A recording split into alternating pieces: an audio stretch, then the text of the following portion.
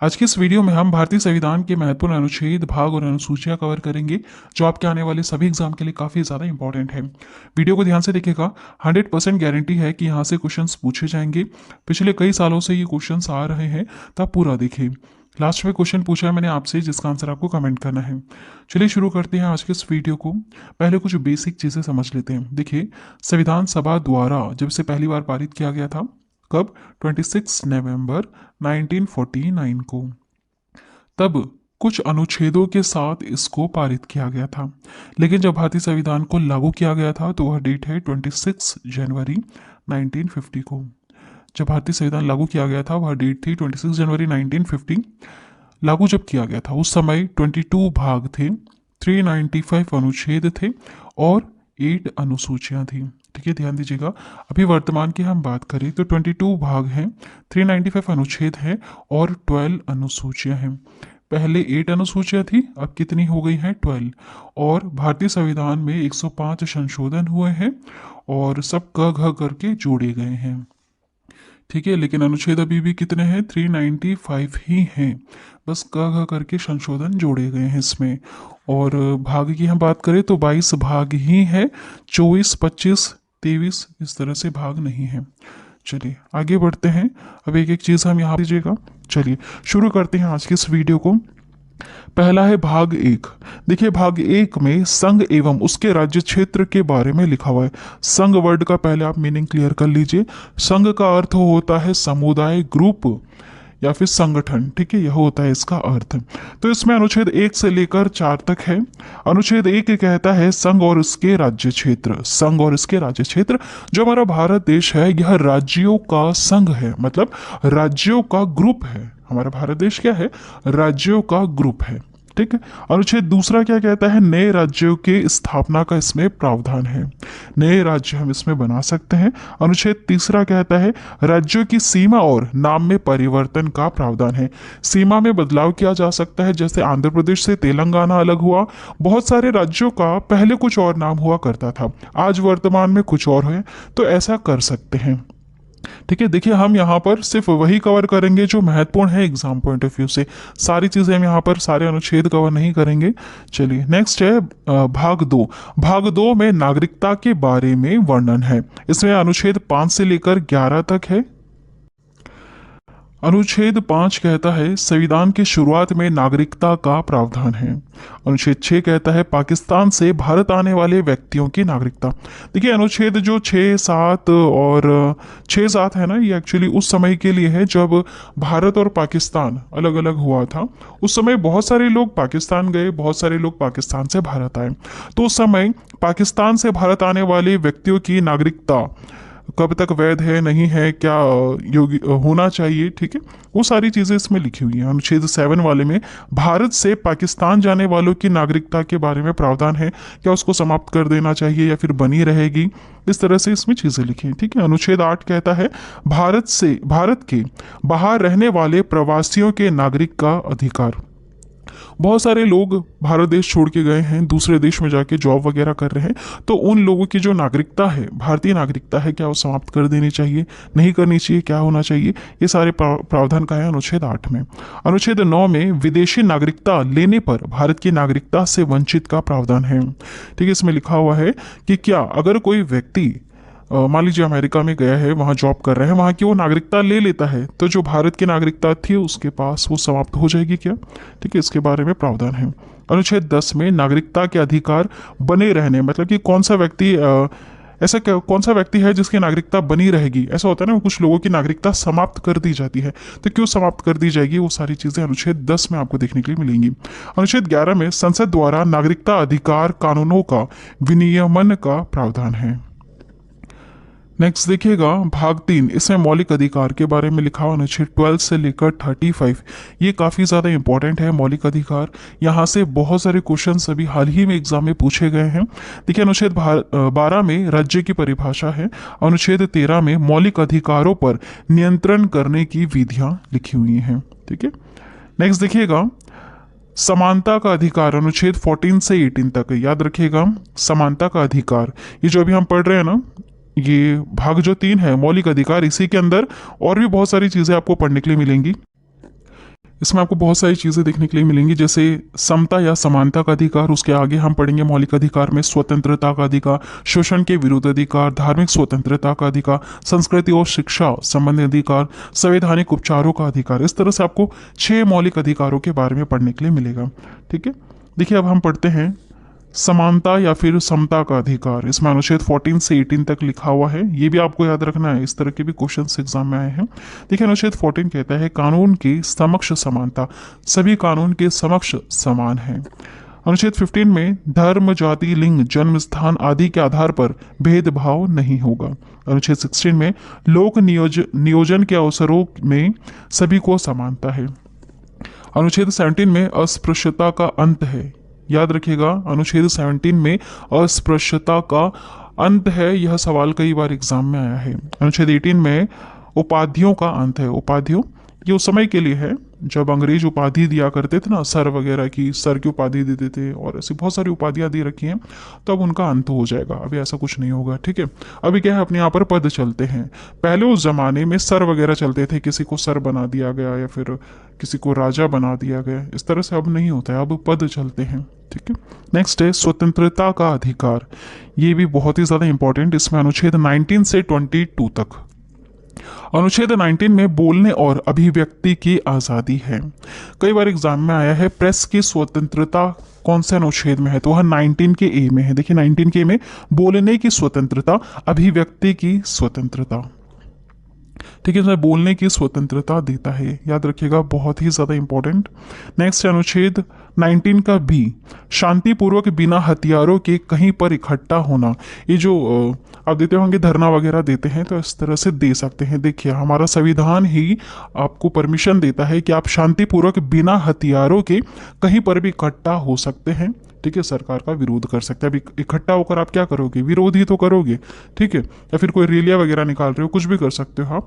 तो देखिए इस तरह से आप कर सकते हैं, लेकिन उसमें हथियार वगैरह नहीं होना चाहिए। नेक्स्ट अनुच्छेद 19 का सी कहता है संगठन या संघ बनाने की स्वतंत्रता है आपको। बहुत सारे ग्रुप्स बने हुए हैं, आपने देखा है, तो इस तरह से आप बना सकते हैं।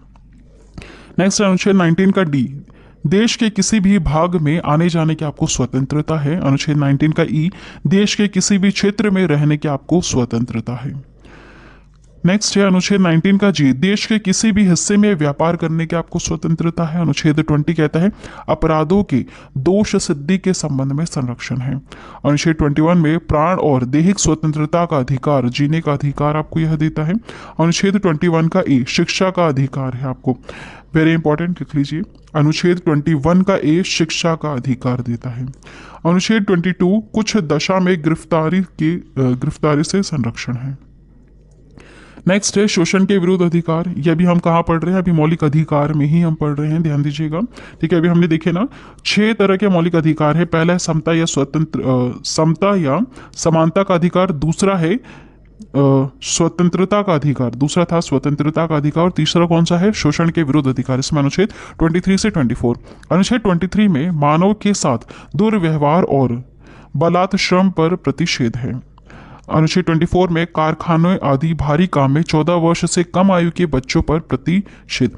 देखिए याद रखिएगा, यह क्वेश्चन भी कई बार एग्जाम में आया है। बाल श्रम निषेध वाला कौन सा अनुच्छेद है, तो वह अनुच्छेद 24 है। कारखाने या फिर ऐसे भारी काम जो बच्चों के लिए नुकसानदायक है, वहां पर 14 साल से कम बच्चे को आप काम पर नहीं लगा सकते हैं। नेक्स्ट है धार्मिक स्वतंत्रता का अधिकार, अनुच्छेद 25 से 28 तक। देखिए अनुच्छेद 25 कहता है अंतःकरण और किसी भी धर्म को मानने और प्रचार करने की स्वतंत्रता है। आप किसी भी धर्म को मान सकते हैं और उसका प्रचार कर सकते हैं। अनुच्छेद 26 धार्मिक कार्यों के प्रबंध की स्वतंत्रता है आपको। कहीं पर आपको रैली निकालनी है, स्वतंत्रता है आपको। कहीं पर आपको कथा करनी है, स्वतंत्रता है आपको। अनुच्छेद 27 में किसी विशिष्ट धर्म की अभिव्यक्ति के लिए कर संबंधित स्वतंत्रता है। अनुच्छेद 28 में सरकारी शिक्षण संस्थानों में धार्मिक शिक्षा नहीं दी जाएगी। ठीक है, जो गवर्नमेंट स्कूल है वहां पर धार्मिक शिक्षा नहीं दी जाएगी तथा धर्म विशेष के कार्यक्रम में शामिल होने के लिए बाध्य नहीं है। ठीक है, ये गवर्नमेंट स्कूल के लिए है। नेक्स्ट देखिएगा संस्कृति और शिक्षा संबंधी अधिकार, अनुच्छेद 29 से 30 तक है। संस्कृति और संस्कृति और शिक्षा संबंधी अधिकार, याद रखिएगा, इंपॉर्टेंट है। देखिए अनुच्छेद 29 में अल्पसंख्यक वर्ग को उनकी भाषा, लिपि और संस्कृति को संरक्षित रखने के अधिकार हैं। ठीक है, अगर आपकी कोई विशेष भाषा है, विशेष लिपि है, संस्कृति है, तो आप उसको संरक्षित कर सकते हैं, यह आपको अधिकार देता है। नेक्स्ट अनुच्छेद 30, अल्पसंख्यक वर्ग को शैक्षणिक संस्थान संचालित करने के अधिकार हैं। ठीक है, इस तरह से इसका अर्थ यह हुआ, देखिए आपने जगह जगह देखा होगा कि कोई ईसाई स्कूल है, कोई हिंदू स्कूल है, कोई संस्कृति स्कूल है, कोई मुस्लिम धर्म से स्कूल है, तो इस तरह से आप स्कूल खोल सकते हैं। यहाँ पर देखिए अनुच्छेद 30 आपको परमिशन देता है कि अल्पसंख्यक वर्ग को शैक्षणिक संस्थान संचालित करने का अधिकार है।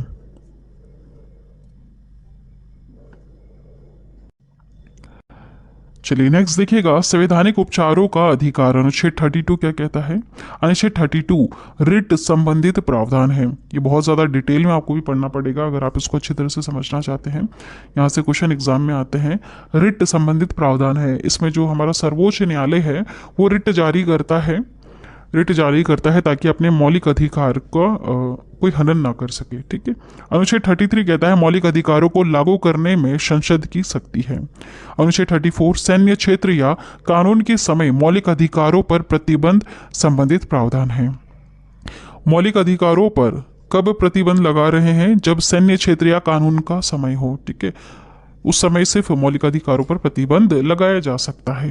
ठीक है, अनुच्छेद 35 जैसे मान लीजिए कर्फ्यू वगैरह कुछ हो गया है, या फिर वहाँ पर आपातकाल शासन लग चुका है, राष्ट्रपति शासन लग चुका है, आपातकाल लग गया है किसी भी राज्य की, हम एक विशेष बात कर लेते हैं, तो वहाँ पर अगर लोग चाहें कि हम वहाँ पर इकट्ठा हो जाए या फिर वहाँ पर रैलियाँ वगैरह निकाले तो नहीं निकाल पाओगे। ठीक है, अभी ये थोड़े समय के लिए आपका ये जो अधिकार है, मौलिक अधिकार, इसको अभी रोक दिया जाएगा। ठीक, क्योंकि तनाव वाला क्षेत्र है तो वहां पर तो इस तरह की चीजें, गतिविधि नहीं होने देंगे ना। तो देखिए सैन्य क्षेत्र या कानून के समय मौलिक अधिकारों पर प्रतिबंध संबंधित प्रावधान है। अनुच्छेद 35 में मौलिक अधिकार लागू करने संबंधित प्रावधान है। नेक्स्ट देखिएगा भाग 4 में नीति निर्देशक तत्व के बारे में प्रावधान है। इसका अर्थ क्या हुआ, जो हमारे राज्य हैं वो किस तरह से नीतियां बनाएं कि वहां की जो जनता है उसके लिए सुविधाएं हो। अनुच्छेद 36 से 51। अनुच्छेद 37 में नीति निर्देशक तत्व न्यायालय में वाद योग्य नहीं माना गया। अनुच्छेद 38 में राज्य लोक कल्याण की वृद्धि में व्यवस्था करेगा। ठीक है, हमारा जो राज्य है ये लोक के कल्याण में ऐसी कोई व्यवस्थाएं करता चला जाएगा। अनुच्छेद 39 में समान कार्य के लिए समान वेतन का प्रावधान, समान न्याय और निःशुल्क विधि सहायता। अनुच्छेद 14 में ग्राम पंचायतों के गठन का प्रावधान है, याद रख लीजिएगा, ये क्वेश्चन कई बार एग्जाम में आया है। ग्राम पंचायतों के गठन का प्रावधान किस अनुच्छेद में है, अनुच्छेद 40 में। अनुच्छेद 41 में कुछ परिस्थितियों में सभी नागरिकों को काम शिक्षा और लोक सहायता पाने का अधिकार है। नेक्स्ट अनुच्छेद 42 न्याय संगत और मानव उचित दशाओं तथा प्रस्तुति सहायता का प्रावधान है। अनुच्छेद 43 में मजदूरी और कुटीर उद्योगों को प्रोत्साहन दिया जाएगा। अनुच्छेद 44 में समान नागरिक संहिता यूसीसी लागू करने का प्रावधान, इसे भी याद रखिएगा, क्वेश्चन एग्जाम में आया है। समान नागरिक संहिता लागू करने का प्रावधान किस अनुच्छेद में, अनुच्छेद 44 में। नेक्स्ट अनुच्छेद 45 बच्चों को मुफ्त और अनिवार्य शिक्षा की जिम्मेदारी राज्य की यह होगी। ठीक है, इसलिए बहुत सारे गवर्नमेंट स्कूल होते हैं, हॉस्पिटल्स होते हैं, वहाँ पर आपको मुफ्त शिक्षाएं भी मिलती है और आपको हॉस्पिटल में मुफ्त इलाज भी मिलता है। नेक्स्ट अनुच्छेद 46 अनुसूचित जाति, जनजातियां और अन्य वर्गों की शिक्षा और अर्थ संबंधी हितों का प्रावधान है।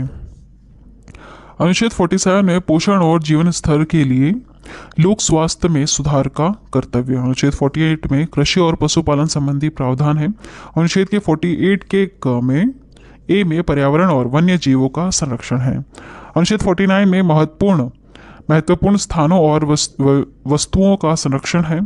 महत्वपूर्ण स्थानों और वस्तुओं जैसे पुराने अगर राजा महाराजाओं की कोई चीज़ें हैं तो उनका आपको संरक्षण करना है, ये राज्य की जिम्मेदारी है।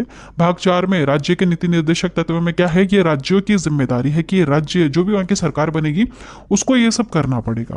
अनुच्छेद 15 में कार्यपालिका और न्यायपालिका के कार्य विभाजन रहेंगे। जो हमारी कार्यपालिका है, न्यायपालिका है, दोनों के काम अलग अलग होते हैं, ध्यान दीजिएगा। नेक्स्ट देखिएगा अनुच्छेद 51, इसमें अंतर्राष्ट्रीय शांति और सुरक्षा संबंधी प्रावधान है।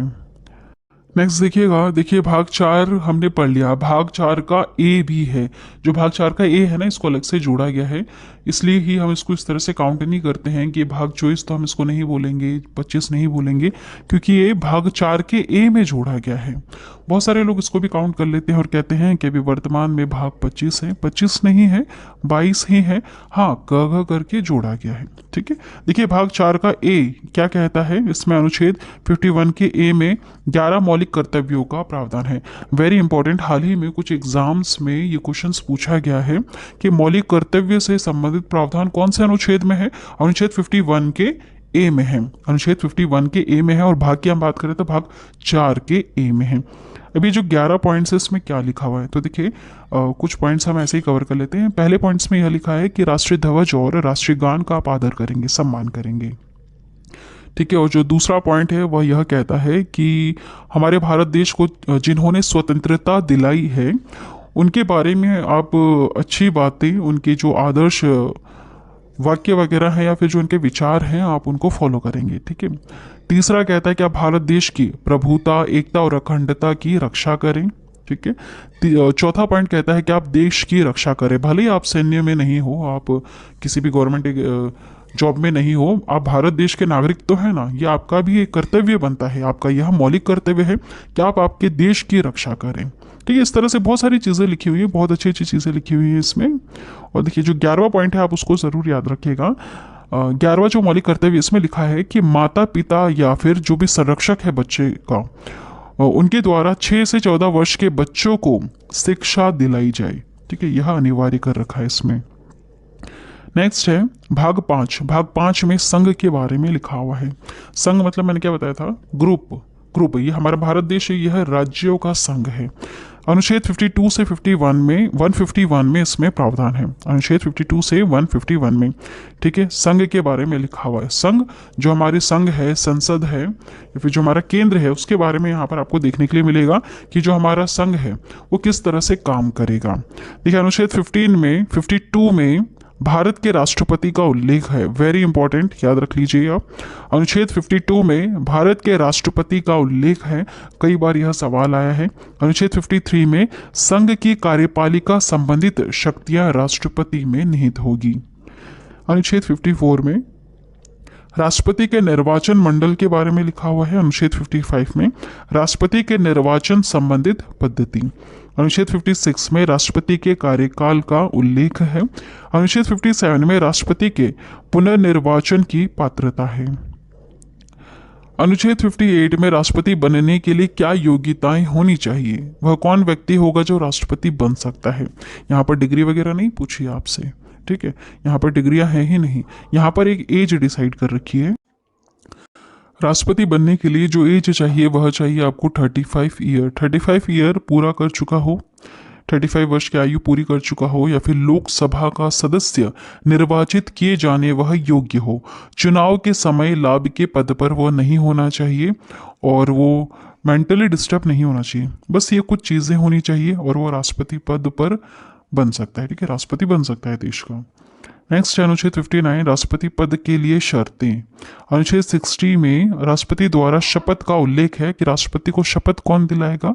अनुच्छेद 61 में राष्ट्रपति पर महाभियोग संबंधित प्रावधान है। देखिए राष्ट्रपति को शपथ कौन दिलाता है, सर्वोच्च न्यायालय का मुख्य न्यायाधीश दिलाता है राष्ट्रपति को शपथ। अनुच्छेद 61 में राष्ट्रपति पर महाभियोग संबंधित प्रावधान। महाभियोग का अर्थ समझ लीजिए, महाभियोग मतलब राष्ट्रपति को अब पद से कैसे हटाना है, क्या ऐसा होगा या फिर क्या ऐसा करेंगे राष्ट्रपति कि उनको पद से हटाया जा सकता है। वैसे राष्ट्रपति को सिर्फ एक ही शर्त पर हटाया जा सकता है कि अगर ऐसा लगे कि ये संविधान पर अतिक्रमण करने की कोशिश कर रहे हैं, मतलब जो संविधान में लिखा हुआ है वो उसके विपरीत चलने की अगर कोशिश करते हैं राष्ट्रपति, तो इन पर महाभियोग लगेगा और इनको इस पद से हटाया जा सकता है।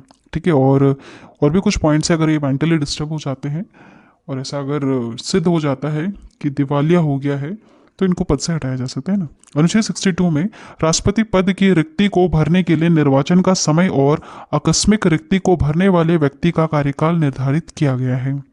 ठीक है, उपराष्ट्रपति बनाए जाते हैं राष्ट्रपति मान लीजिए कुछ हो गया है, पद पे रहते हुए अगर इनकी मृत्यु हो जाती है या फिर वो अभी पद नहीं संभाल सकते, तो ऐसे में 6 माह के लिए उपराष्ट्रपति को राष्ट्रपति बनाया जा सकता है। ठीक है, अगर उपराष्ट्रपति नहीं बन रहे हैं तो ऐसे में किसको बनाया जाता है, जो सर्वोच्च न्यायालय के मुख्य न्यायाधीश हैं उनको भी बनाया जा सकता है। ठीक है, थोड़े समय के लिए।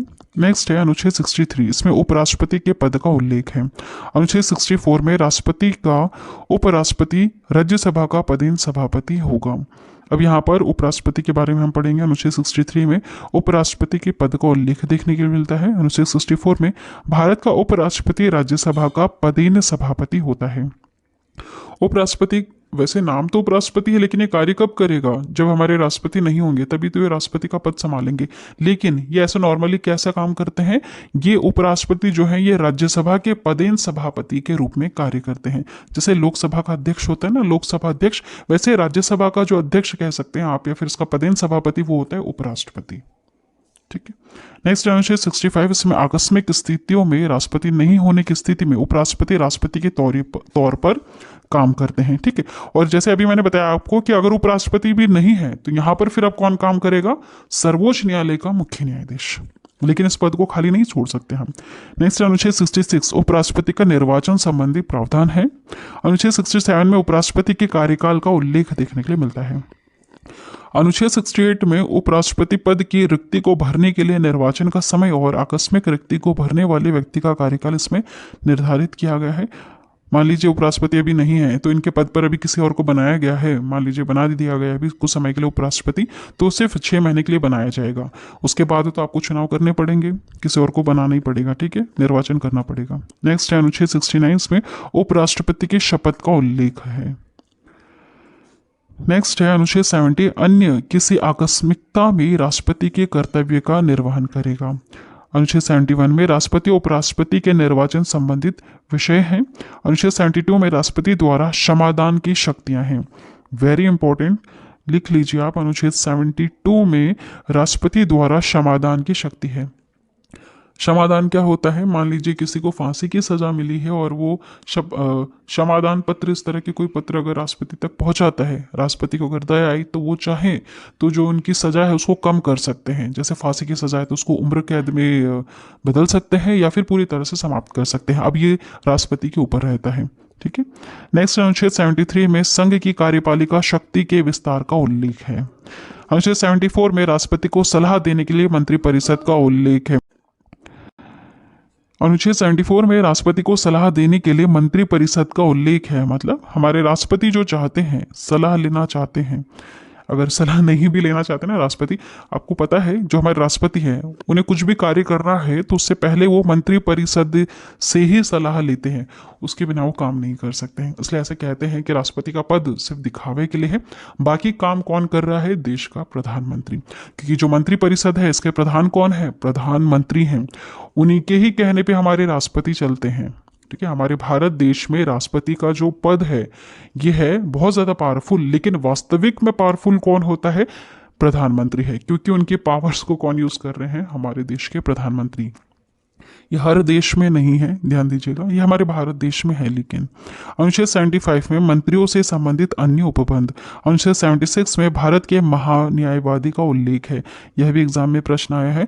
भारत के महान्यायवादी का उल्लेख अनुच्छेद 76 में देखने के लिए मिलता है। महान्यायवादी क्या होता है, कानून, ये वकील है, भारत सरकार का यह वकील होता है, उसको कहते हैं महान्यायवादी। ठीक है, महाधिवक्ता कौन होता है, जो राज्य सरकार का, मान लीजिए किसी भी राज्य का, मध्य प्रदेश राज्य सरकार का वकील कौन है, तो वो होता है महाधिवक्ता। महान्यायवादी कौन है, यह भारत सरकार का वकील है। ठीक है, नेक्स्ट देखिएगा, अनुच्छेद 77 में भारत सरकार के कार्य का संचालन संबंधित उल्लेख है। अनुच्छेद 78 में राष्ट्रपति को जानकारी देने के लिए प्रधानमंत्री का कर्तव्य है। देखिए, प्रधानमंत्री जो है बीच में ये एक सेतु का काम करते हैं। राष्ट्रपति को जो भी काम करना है वो प्रधानमंत्री से कहेंगे। प्रधानमंत्री कहाँ से लेकर आएंगे, प्रधानमंत्री जो है ये सलाह कहाँ से लेकर आएंगे, मंत्रिपरिषद से सलाह लेकर आएंगे। मंत्रिपरिषद जो भी सलाह देगी वो सीधे राष्ट्रपति को नहीं देते हैं, वो प्रधानमंत्री को पहले सलाह देते हैं और प्रधानमंत्री जाते हैं राष्ट्रपति के पास और उन्हें सलाह देते हैं। ठीक है, तो राष्ट्रपति वही करते हैं जो हमारे प्रधानमंत्री कहते हैं, और जो प्रधानमंत्री को सलाह मिली है वो कहाँ से मिली है? मंत्रिपरिषद से मिली है। ठीक है, चलिए नेक्स्ट अनुच्छेद 79 संसद के गठन का उल्लेख है। जो हमारा संसद है उसके गठन का उल्लेख कहाँ देखने के लिए मिलता है? अनुच्छेद 79 में, वेरी इंपॉर्टेंट। अनुच्छेद 80 में राज्यसभा का उल्लेख है, अनुच्छेद 81 में लोकसभा का उल्लेख है। ये तीनों बहुत ही ज्यादा इंपॉर्टेंट है, वेरी इंपॉर्टेंट। संसद के गठन का उल्लेख अनुच्छेद 79 में, राज्यसभा का उल्लेख 80 में, लोकसभा का उल्लेख 81 में। संसद कैसे बना है? संसद के 3 अंग होते हैं। 3 अंग कौन कौन से? राज्यसभा, लोकसभा, और तीसरा अंग कौन सा है? राष्ट्रपति है। सदन की हम बात करें तो 2 सदन है, एक है राज्यसभा, दूसरा है लोकसभा। नेक्स्ट देखिएगा अनुच्छेद 82, प्रत्येक जनगणना के बाद सीटों का पुनः समायोजन होगा। अनुच्छेद 83 में संसद के सदन की अवधि का उल्लेख है, संसद के सदन की अवधि का उल्लेख है। अनुच्छेद 84 में संसद की सदस्यता के लिए योग्यताएं हैं। संसद में जो लोकसभा राज्यसभा के जो सांसद वगैरह होते हैं ना, उन वो भी सदस्य कौन बन सकता है, इसके बारे में भी योग्यताएं लिखी हुई हैं। अनुच्छेद 85 में संसद के सत्रावसान और विघटन संबंधित उल्लेख है। अनुच्छेद 86 में राष्ट्रपति का संसद में अभिभाषण और संदेश भेजने का अधिकार है। अनुच्छेद 87 में राष्ट्रपति का विशेष अभिभाषण। अनुच्छेद 88 में संसद के साधनों में मंत्रियों और महान्यायवादी के अधिकार। नेक्स्ट अनुच्छेद 89 में राज्यसभा का सभापति और उपसभापति का उल्लेख है। अनुच्छेद 90 में राज्यसभा के उपसभापति का पद रिक्त होने पर या फिर परित्याग या पद से हटाए जाने का उल्लेख है। परित्याग का मतलब खुद से अगर वो त्याग दे देते हैं। पद से हटाए जाना मतलब कोई प्रोसेस के द्वारा उनको पद से हटाया गया है, उनके ऊपर अगर किसी तरह की कोई एलिगेशंस लगे हैं और उनको पद से हटाया गया है, तो ये होता है पद से हटाना। और परित्याग खुद से इस्तीफा दे दिया। तो इसके बारे में उल्लेख मिलता है अनुच्छेद 90 में। अनुच्छेद 91 में सभापति के रूप में कार्य करने तथा कर्तव्य का पालन करने की उपसभापति तथा अन्य व्यक्ति की शक्ति का उल्लेख है। नेक्स्ट अनुच्छेद 92, जब सभापति और उपसभापति को हटाने का संकल्प विचारधारीन हो तब वह पीठासीन अधिकारी नहीं होंगे। ठीक है, इसका अर्थ क्या होता है? जब मान लीजिए सभापति कौन है, अभी मैंने बताया आपको, जो देश का उपराष्ट्रपति है वो सभापति के रूप में कार्य करता है। ठीक है, सभापति या फिर उपसभापति को हटाने का संकल्प विचारधारीन है, मतलब इनके ऊपर कोई एलिगेशंस लगे हैं कि इनको पद से हटाना है और ये विचार अभी चल ही रहा है, तो ऐसे में ये पीठासीन अधिकारी नहीं हो सकते हैं। अनुच्छेद 93 में लोकसभा के अध्यक्ष और उपाध्यक्ष का उल्लेख है। जैसे राज्यसभा का सभापति कौन है? उपराष्ट्रपति। उस तरह से लोकसभा के अध्यक्ष कौन होते हैं? लोकसभा अध्यक्ष। यहाँ पर भी 2 हैं, एक अध्यक्ष है, उपाध्यक्ष है। ठीक है, जैसे यहाँ पर राज्यसभा में ना सभापति और उपसभापति, वैसे ही लोकसभा में भी 2 हैं। अनुच्छेद 94 में अध्यक्ष और उपाध्यक्ष का पद रिक्त होना, पद त्याग या पद से हटाए जाने पर क्या होगा, ये लिखा हुआ है। अनुच्छेद 95 में अध्यक्ष के रूप में कार्य करने तथा कर्तव्य की पालना करने के लिए उपाध्यक्ष की शक्तियों का उल्लेख है। अनुच्छेद 96 में जब अध्यक्ष या उपाध्यक्ष को हटाने का संकल्प विचारधारीन हो तब वे पीठासीन अधिकारी नहीं होंगे। ठीक है, वही बात है। नेक्स्ट है अनुच्छेद 97, राज्यसभा के सभापति और उपसभापति तथा लोकसभा अध्यक्ष और उपाध्यक्ष के वेतन भत्ते के बारे में यहाँ पर लिखा हुआ है अनुच्छेद 97 में। इनको कितना वेतन मिलेगा, कितना भत्ता मिलेगा, क्या क्या फैसिलिटीज मिलेंगी इनको, वैसे जो भी चीज़ें मिलेंगी ये कभी भी इनके पद पे रहते हुए इनको कम नहीं मिलेगी, बढ़ती जरूर चली जाएंगी। नेक्स्ट अनुच्छेद 98, संसद के सचिवालय का उल्लेख है। अनुच्छेद चलिए नेक्स्ट देखते हैं। अनुच्छेद 99 में संसद सदस्य द्वारा शपथ का उल्लेख है। इनको शपथ कौन दिलाएगा इसके बारे में लिखा हुआ है, और शपथ के दौरान ये क्या कहते हैं यह भी उसमें साफ साफ लिखा हुआ है। अनुच्छेद 100 में संसद सदनों में मतदान रिक्तियों के होते हुए भी सदनों की कार्य करने की शक्ति और गणपूर्ति। अनुच्छेद 101 में संसद में स्थानों का रिक्त होना। अनुच्छेद 102 में संसद सदस्य के लिए योग्यताएं। अनुच्छेद 105 में संसद के सदन की तथा उनके सदस्यों की समितियों की शक्तियां और विशेष अधिकार का प्रावधान है। अनुच्छेद 106 में सदस्यों के वेतन और भत्ते के बारे में लिखा है। 108 में कुछ दशकों में दोनों सदनों की संयुक्त बैठक। वेरी इंपॉर्टेंट, देखिए ध्यान दीजिएगा, ये कई बार आया है एग्जाम में कि इनकी संयुक्त बैठक जो होती है, लोकसभा राज्यसभा की संयुक्त बैठक करने का जो प्रावधान है यह कौन से अनुच्छेद में है? अनुच्छेद 108 में। 108 का मतलब क्या होता है? इमरजेंसी। ठीक है, अगर हम नॉर्मली देखिए तो 108 का अर्थ क्या होता है हमारे लिए? इमरजेंसी होता है, एम्बुलेंस इमरजेंसी, है ना।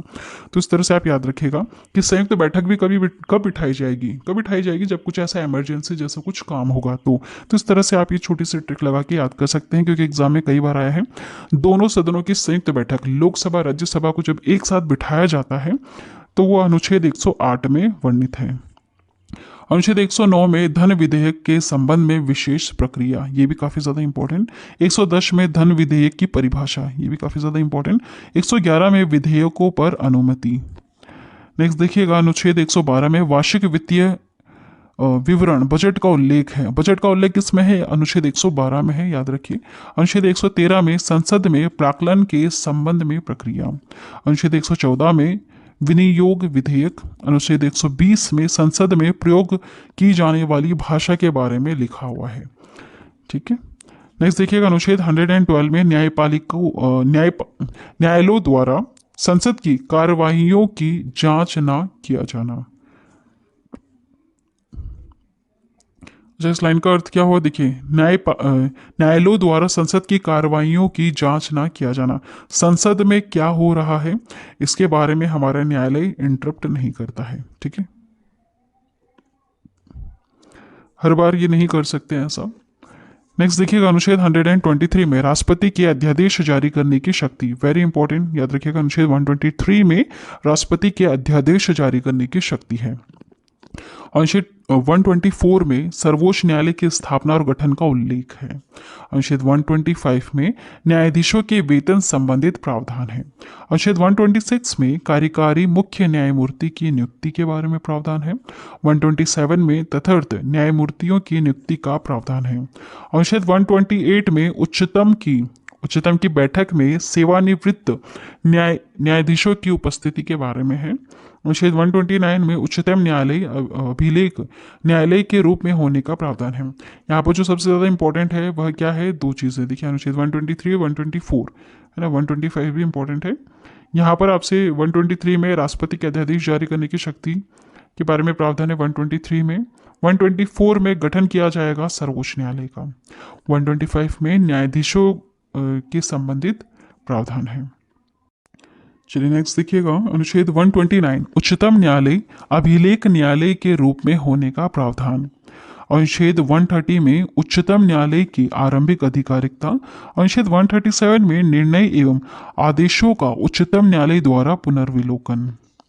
अनुच्छेद 143 में उच्चतम न्यायालय से परामर्श करने की राष्ट्रपति की शक्ति। राष्ट्रपति जो है हमारे, वो हर चीज़ के लिए परामर्श तो लेते ही रहते हैं। यहाँ से मंत्रिपरिषद से भी परामर्श लेना पड़ेगा और उनको उच्चतम न्यायालय से भी परामर्श करने की शक्ति इनके पास है। अगर राष्ट्रपति चाहते हैं कि सलाह लेकर वो काम करें सर्वोच्च न्यायालय से, तो ऐसा कर सकते हैं। अनुच्छेद 144 में सिविल एवं न्यायिक पदाधिकारियों द्वारा उच्चतम न्यायालय की सहायता में कार्य किया जाना। अनुच्छेद 148 में भारत के नियंत्रक महालेखा परीक्षक का उल्लेख है, लिख लीजिए, वेरी इंपॉर्टेंट। भारत के नियंत्रक महालेखा परीक्षक का उल्लेख अनुच्छेद 148 में है। अनुच्छेद 149 में नियंत्रक महालेखा परीक्षक के कर्तव्य और शक्तियों के बारे में उल्लेख है। अनुच्छेद 150 में संघ के और राज्यों के लेखाओं का प्रारूप है। अनुच्छेद 151 में संपरीक्षा प्रतिवेदन के बारे में प्रावधान है। चलिए भाग 6 के बारे में बात करते हैं। इसमें राज्यों से जुड़ी हुई चीज़ें लिख रखी हैं। ठीक है, अनुच्छेद 152 से 237। अनुच्छेद 152 में राज्य की परिभाषा है। अनुच्छेद 153 में राज्यपाल का उल्लेख है। अनुच्छेद 154 में राज्य की कार्यपालिका शक्तियां राज्यपाल में निहित होगी, यह लिखा हुआ है। देखिए, अभी जो चीज़ें हम पढ़ेंगे ना, ऐसे अगर आप केंद्र सरकार और राज्य सरकार में से कोई एक चीज़ अगर आप पढ़ लेते हैं, मान लीजिए आप केंद्र सरकार को पढ़ लेते हैं, तो बस आपको यहाँ पर थोड़ी सी चीज़ें आप रिप्लेस करते हुए चलना होगा। जैसे राष्ट्रपति की जगह अब हम यहाँ पर राज्यपाल के बारे में पढ़ेंगे, प्रधानमंत्री की जगह अब हम यहाँ पर मुख्यमंत्री के बारे में पढ़ेंगे, जो संसद है संसद की जगह अब हम यहाँ पर विधानमंडल के बारे में बात करेंगे, लोकसभा राज्यसभा की जगह अब यहाँ पर हम विधान विधान परिषद और विधान सभा के बारे में बात करेंगे। इस तरह से आप रिलेट करके पढ़ेंगे तो बहुत ही आसानी से आप समझ जाओगे। महान्यायवादी की जगह पर यहाँ पर हम महाधिवक्ता के बारे में पढ़ेंगे। तो दोनों में से किसी एक चीज़ पर अगर आपका अच्छा कमांड हो जाता है तो ये बहुत ही सिंपल है भारतीय संविधान में। इसमें ज़्यादा कुछ इतना ज़्यादा आपको टिपिकल नहीं लगेगा। बस ये जो संख्या है ना, इनको याद करने में थोड़ी सी प्रॉब्लम आती है। देखिए, अनुच्छेद 152 में राज्य की परिभाषा है, अनुच्छेद 153 में राज्यपाल का उल्लेख है। अब यहाँ पर आप एक चीज़ समझिएगा, अनुच्छेद 52 में हमें राष्ट्रपति के बारे में पढ़ने के लिए मिला था। उस तरह से देखिए, अब यहाँ पर राज्यपाल के बारे में आपको भी यहाँ पर 152, 53, 54 यहाँ से पढ़ने के लिए मिलेगा। ठीक है। अनुच्छेद 154 में राज्य की कार्यपालिका शक्ति राज्यपाल में ही निहित है। अनुच्छेद 155 में राज्यपाल की नियुक्ति से संबंधित प्रावधान है। 156 में राज्यपाल का कार्यकाल कितने समय के लिए बने रहेंगे। अनुच्छेद 157 में राज्यपाल की योग्यताएं। अनुच्छेद 158 में राज्यपाल के पद की शर्तें। अनुच्छेद 159 में राज्यपाल की शपथ का उल्लेख। अनुच्छेद 160 में कुछ आकस्मिकताओं में राज्यपाल के कृत्यों का निर्वहन। अनुच्छेद 161 में राज्यपाल की क्षमादान संबंधित शक्तियां। देखिए, राज्यपाल के पास भी यह क्षमादान करने की शक्तियां होती हैं। नेक्स्ट, अनुच्छेद 162 में राज्य की कार्यपालिका शक्ति का विस्तार है। 163 में राज्यपाल की सहायता और सलाह के लिए मंत्री परिषद का उल्लेख है। सेम यहाँ पर भी यही है, राज्यपाल की सहायता और सलाह के लिए यहाँ पर भी क्या है, मंत्री परिषद है। और मंत्री परिषद का यहाँ पर प्रधान कौन होगा, यहाँ पर इसका मैन हेड कौन होता है, वो होता है मुख्यमंत्री। ठीक है, राज्यों में हम बात कर रहे हैं तो यहाँ पर मुख्यमंत्री होगा। हमारे केंद्र सरकार में कौन था, वहाँ पर प्रधानमंत्री था। चलिए, अनुच्छेद 164 में मंत्रियों के बारे में अन्य उपबंध है।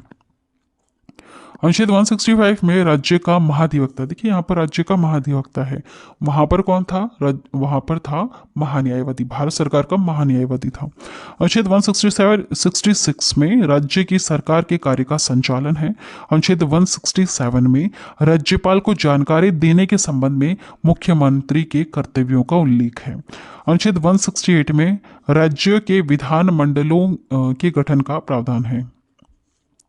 हर राज्य में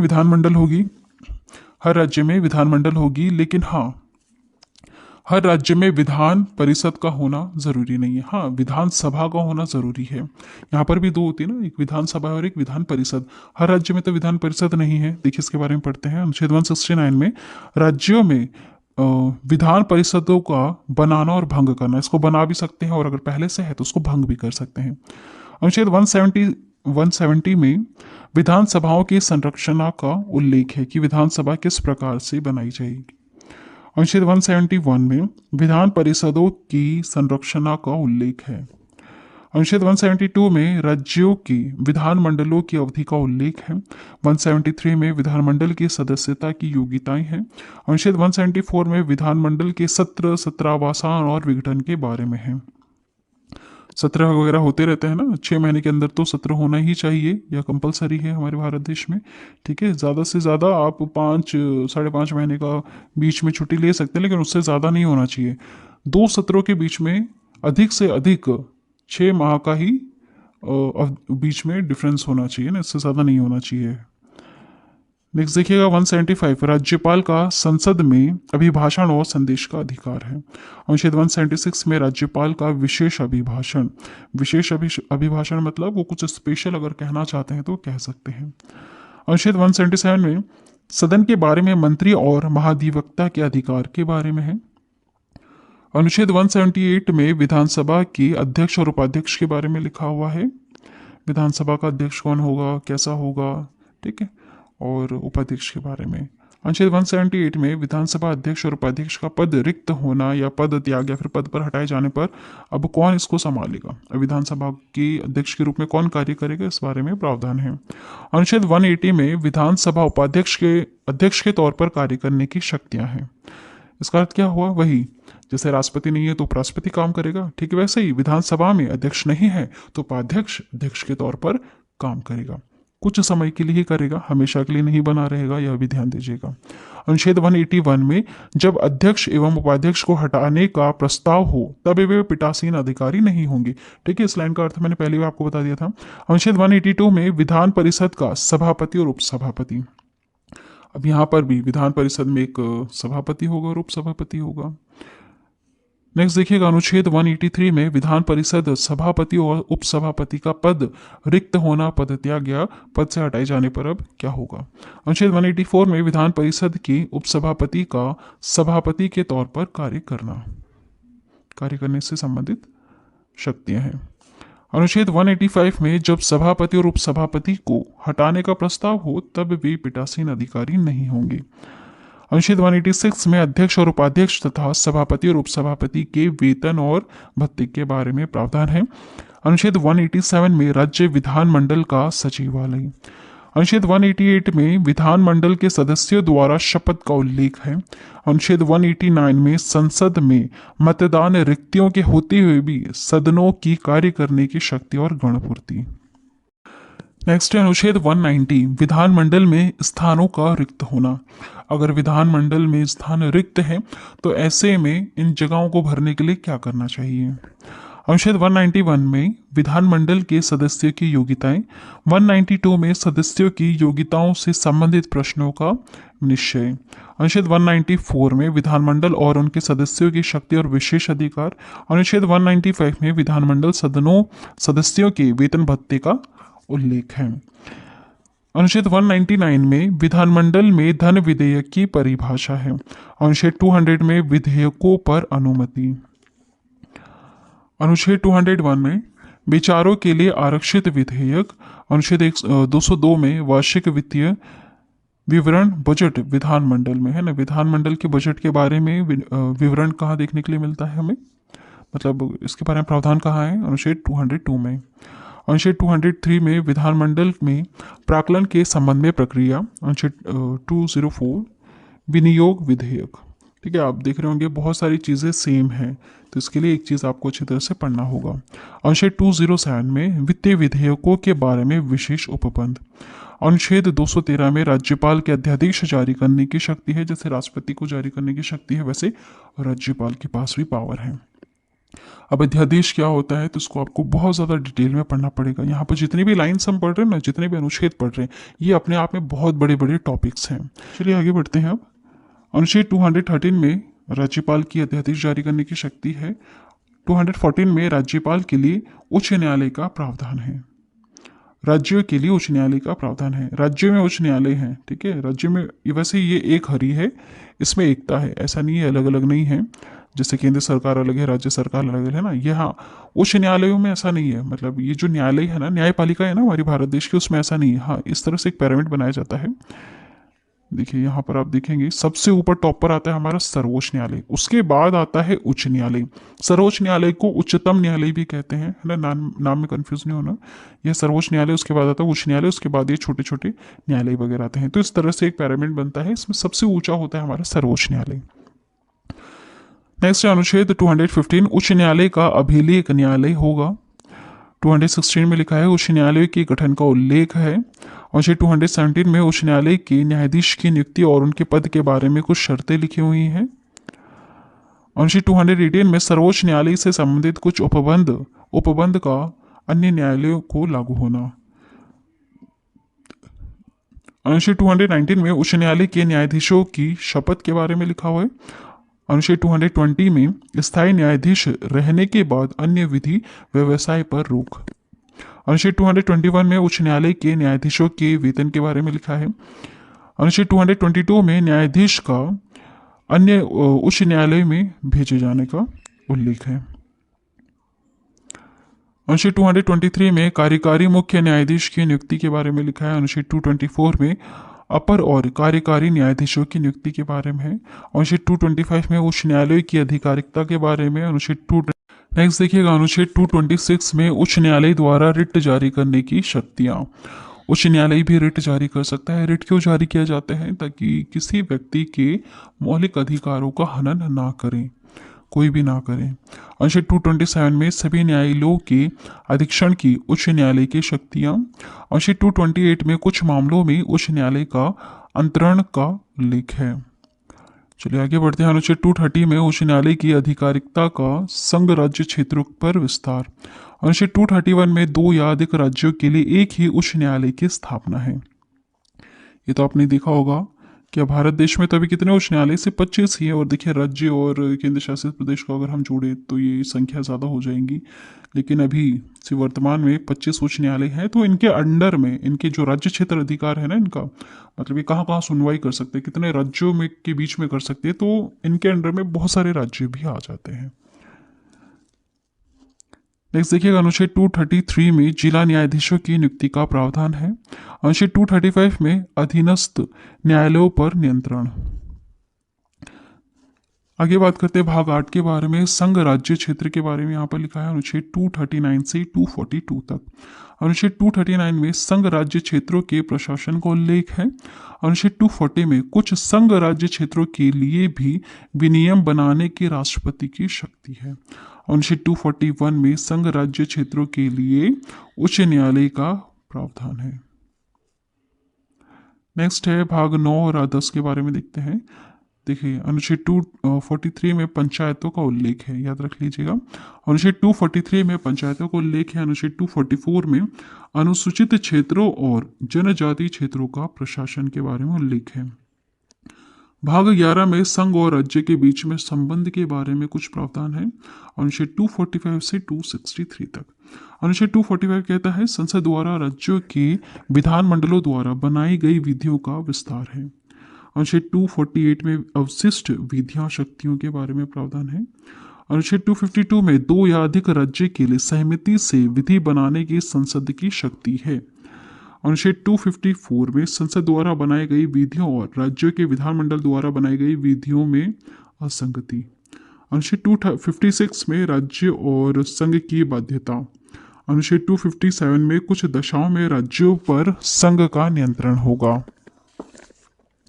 अनुच्छेद 262 में अंतर्राज्यीय नदियों के जल संबंधी विवादों का न्याय निर्णय। अनुच्छेद 263 में अंतर्राज्यीय विकास परिषद के गठन का उल्लेख है। देखिए वैसे मेन रूप से अगर हम देखें किसमें क्या लिखा हुआ है, संघ और राज्य के बीच में संबंध। हमारे संघ और संघ मीन्स बताया आपको, संघ मतलब ये जो ग्रुप है, या फिर आप इसको संघ को एक तरह से आप केंद्र भी कह सकते हैं। ठीक है, संसद कहो या फिर इनके अंडर में जो भी आने वाले केंद्र शासित राज्य हैं वो सब हो जाएंगे संघ की तरफ। ठीक है, और ये राज्य जो भी यहाँ पर बता रहे हैं ना संघ और राज्य में, यहाँ पर आपसे यही बोल रहे हैं कि जो केंद्र सरकार के अंडर में आने वाली जो चीज़ें हैं, केंद्र शासित प्रदेश वगैरह हो गए, और जो नॉर्मल राज्य हैं जहाँ पर राज्य सरकारें बनती हैं, अगर इनके बीच में कोई मतभेद वगैरह हो जाता है, या फिर मान लीजिए केंद्र शासित प्रदेश से निकली हुई कोई नदी है जो दूसरे राज्य में जारी है, तो उसके दोनों नदियों को लेकर अगर दोनों राज्यों के बीच में कोई इस तरह की कोई लड़ाई वगैरह होती है, तो उसमें जो कानून बनाया जाएगा वो किसका ज़्यादा पावरफुल होगा, क्योंकि केंद्र सरकार भी अलग से कानून बनाएगी, राज्य सरकार भी अलग से कानून बनाएगी, तो यहाँ पर पावरफुल किसका कानून होता है, जो हमारी केंद्र बनाती है। ठीक है, नेक्स्ट देखिएगा वित्तीय संपत्ति, संविदाएं और वाद। अनुच्छेद 264 से 300 के ए तक प्रावधान है। अनुच्छेद 266 में भारत की संचित निधि का उल्लेख है। अनुच्छेद 267 में आकस्मिक निधि का उल्लेख है। अनुच्छेद 275 में कुछ राज्यों को संघ से अनुदान मिलना। ये सब क्या है, देखिए भारत सरकार के पास या फिर राज्य सरकार के पास पैसा कहाँ से आता है, जो हम टैक्स में देते हैं, ये थोड़ा थोड़ा करके उनके पास जाता है और ये करोड़ों में हो जाता है। बस उन्हीं पैसों से क्या करते हैं, हमारे लिए सड़क बनवा देते हैं, घर बनवा देते हैं, हॉस्पिटल में निःशुल्क फैसिलिटीज़ मिल जाती है, स्कूल में फैसिलिटीज़ मिल जाती है ना। गवर्नमेंट ये सारी फैसिलिटीज़ यहाँ पर हमें प्रोवाइड करता है। रक्षा के क्षेत्र में भी करता है, जैसे कि आपने सुना होगा न्यूज़ वगैरह में कि भारत देश ने दूसरे देशों से ये मिसाइल खरीदी, वो खरीदी, ताकि अगर बाहर से कोई आक्रमण हो तो उस समय ये चीज़ें काम आ जाए। तो बस ये होता है, सरकार हमसे जो छोटे छोटे पैसे लेती है उनसे ये हमारी ही रक्षा के लिए या फिर हमारे लिए कुछ अच्छा करने लग जाती है। अनुच्छेद 276 में वृत्तियों, व्यापार, आजीविका और नियोजन पर टैक्स के बारे में यहाँ पर लिखा हुआ है कि यहाँ पर भी आपको टैक्स देना पड़ेगा। अनुच्छेद 280 में वित्तीय आयोग का उल्लेख है। अनुच्छेद 281 में वित्तीय आयोग की सिफारिशों के बारे में उल्लेख है। अनुच्छेद 292 में भारत सरकार द्वारा उधार लेना। अनुच्छेद 293 में राज्य सरकार द्वारा उधार लेना। अनुच्छेद 298 में व्यापार करने के अधिकार के बारे में लिखा हुआ है। अनुच्छेद 299 में संविदाओं के बारे में। अनुच्छेद 300 के ए में संपत्ति का अधिकार है। हाँ, ये जरूर लिख लीजिए आप, संपत्ति का अधिकार। संपत्ति का अधिकार कहाँ है, अनुच्छेद 300 के ए में है। वेरी इंपॉर्टेंट, लिख लीजिए, काफी ज्यादा इंपॉर्टेंट। संपत्ति का जो अधिकार है यह है अनुच्छेद 300 के ए में। चलिए नेक्स्ट देखिएगा भाग 13-14 में अनुच्छेद 301 में भारत देश में व्यापार वाणिज्य और समागम की स्वतंत्रता। अनुच्छेद 309 में संघ या राज्यों की सेवा करने वाले व्यक्तियों की भर्ती और सेवा की शर्तें हैं। अनुच्छेद 312 में अखिल भारतीय सेवाओं का उल्लेख है। अनुच्छेद 313 में संक्रमणकालीन उपबंध के बारे में उल्लेख है। देखिए यहाँ पर इंपॉर्टेंट है अनुच्छेद 312, याद रखिएगा, अखिल भारतीय सेवाओं का उल्लेख अनुच्छेद 312 में देखने के लिए मिलता है। नेक्स्ट है अनुच्छेद 315, संघ और राज्यों के लिए लोक सेवा आयोग का उल्लेख। अनुच्छेद 316 में लोक सेवा आयोग के सदस्यों की नियुक्ति और अवधि। अनुच्छेद 323 के ए में प्रशासनिक कार्यों के लिए अधिकरण। नेक्स्ट है भाग 15, इसमें निर्वाचन संबंधित प्रावधान है। अनुच्छेद 324 से 329। अनुच्छेद 324 में चुनाव आयोग निर्वाचन के अधीक्षण निदेशन और नियंत्रण के लिए जिम्मेदार होगा। जो हमारा चुनाव आयोग है यही जिम्मेदार होता है इन चीज़ों के लिए। अनुच्छेद 326 में लोकसभा और विधानसभा के लिए निर्वाचन वयस्क मताधिकार के आधार पर होगा। लोकसभा और विधानसभा में जो निर्वाचन होते हैं ना, यह वयस्क मताधिकार के आधार पर ही होगा। अनुच्छेद 329 में निर्वाचन संबंधी मामलों में न्यायालयों के हस्तक्षेप का उल्लेख है। नेक्स्ट है कुछ वर्गों के लिए विशेष उपबंध देखने के लिए मिलता है भाग 16 में। अनुच्छेद 330 से लेकर अनुच्छेद 330 से लेकर 342 तक। अनुच्छेद 330 में लोकसभा में अनुसूचित जाति और जनजातियों के लिए आरक्षण है। अनुच्छेद 331 में लोकसभा में आंग्ल भारतीय समुदाय का प्रतिनिधित्व। अनुच्छेद 332 में लोकसभा में अनुसूचित जातियों और जनजातियों के लिए आरक्षण है। वैसे अब आंग्ल भारतीय समुदाय के लिए जो हमारे राष्ट्रपति है ना, ये मनोनीत नहीं करते हैं अब, है ना, ये हटा दी गई है चीज़, ध्यान दीजिएगा। अनुच्छेद 333 में विधानसभा में आंग्ल भारतीय समुदाय का प्रतिनिधित्व। अनुच्छेद 338 में अनुसूचित जाति एससी के लिए राष्ट्रीय आयोग का उल्लेख है। अनुच्छेद 338 के ए में अनुसूचित जनजाति एसटी के लिए राष्ट्रीय आयोग का उल्लेख है। अनुच्छेद 338 के बी में अन्य पिछड़ा वर्ग ओबीसी के लिए राष्ट्रीय आयोग का उल्लेख है। अनुच्छेद 341 में अनुसूचित जातियों के बारे में लिखा हुआ, एससी के बारे में प्रावधान है। 342 में अनुसूचित जनजातियों के लिए प्रावधान है। देखिए अनुसूचित जाति अलग होता है, एससी अलग होता है, एसटी अलग होता है और ओबीसी अलग होता है। ठीक है, चलिए नेक्स्ट देखिएगा भाग 17 राज्यसभा का उल्लेख। राज्यसभा का उल्लेख कहाँ देखने के लिए मिलेगा? भाग 17 में अनुच्छेद 343 से लेकर 351 तक। अनुच्छेद 343 में संघ की राज्य भाषा का उल्लेख है। अनुच्छेद 344 में राज्य भाषा के संबंध में आयोग और संसद की समिति का वर्णन है। अनुच्छेद 345 में राज्यों की राज्य भाषा के बारे में लिखा है। अनुच्छेद 346 में संघ और राज्यों या दो राज्यों के बीच पत्राचार की राजभाषा। अनुच्छेद 348 में उच्चतम न्यायालय और उच्च न्यायालय के प्रयोग में की जाने वाली भाषा, वैसे यहाँ पर अंग्रेजी भाषा ही यूज की जाती है। अनुच्छेद 351 में हिंदी भाषा के विकास के लिए निर्देश है। ठीक है, हिंदी भाषा के विकास के लिए निर्देश दिए जाते हैं, क्योंकि भारत देश की कोई राष्ट्रभाषा नहीं है ना, आप ध्यान दीजिएगा इस चीज़ को। भारत देश की कोई राष्ट्रभाषा नहीं है, हिंदी राष्ट्रभाषा नहीं है, लेकिन हाँ हिंदी का हम यूज़ करते हैं। और इंग्लिश ज़्यादातर, ये जो हाईकोर्ट वगैरह आप देख रहे होंगे ना, यहाँ पर इंग्लिश का ही ज़्यादातर यूज़ किया जाता है। तभी तो जो साउथ साइड है वो ज़्यादातर हमें बार बार बोलते हैं ना, आप न्यूज़ में सुनते रहते होंगे कि वो कहते हैं कि हमारे ऊपर हिंदी मत थोपो आप, क्योंकि हिंदी कोई भारत देश की राष्ट्रभाषा तो नहीं है, हमारे ऊपर हिंदी मत थोपो। तो वो जो साउथ वाली साइड है वो हिंदी भाषा का विरोध करते रहते हैं, आप अगर न्यूज़ में सुन रहे होंगे बार बार तो। लेकिन यहाँ जो थोड़ा ऊपर की साइड हमारे भारत देश में ज़्यादातर हिंदी का ही यूज़ किया जाता है। चलिए आगे बढ़ते हैं।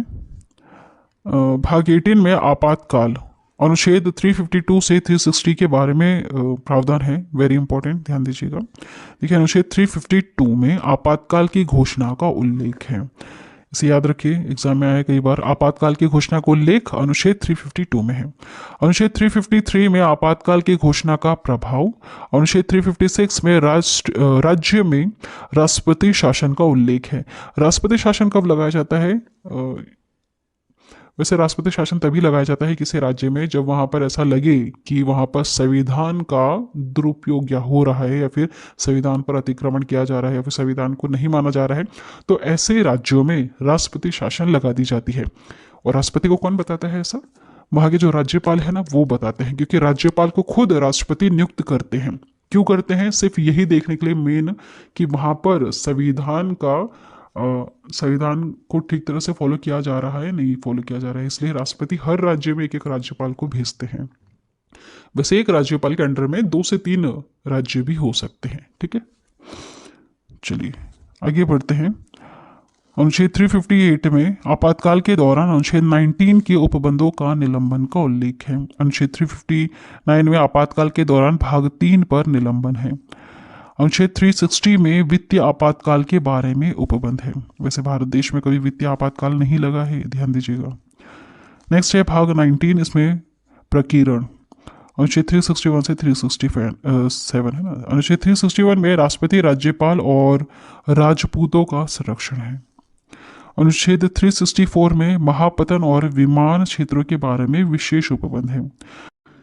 नेक्स्ट देखिएगा भाग 20, संविधान संशोधन, वेरी इंपॉर्टेंट।